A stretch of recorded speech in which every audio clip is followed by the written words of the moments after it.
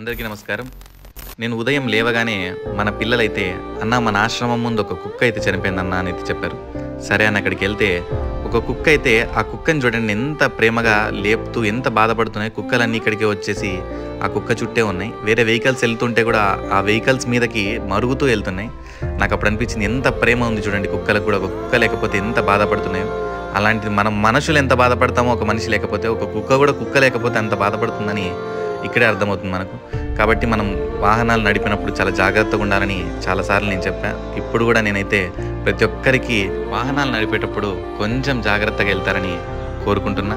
అలానే ఇక్కడైతే మనము ఒక గుంత తీసి పక్కన ప్లేస్‌లోనే ఆ కుక్కనైతే పాతి పెట్టేసాం చూడండి. మన పిల్లలు మారుతి అయితే రోడ్లో పూలుంటే కోసుకొనొచ్చి, నేను ఇక్కడ పాతి పెడుతుంటే అన్న పూలు పెడదామని చెప్పి వాడు నా దగ్గరికి పూలు తీసుకొచ్చాడు. నాకు చాలా బాగా అనిపించింది. ఎందుకంటే మన పిల్లలు కూడా సేవా గుణంతో నాకు చాలా సపోర్టివ్‌గా ఉన్నారని చెప్పి నాకు చాలా ఆనందం అనిపించింది.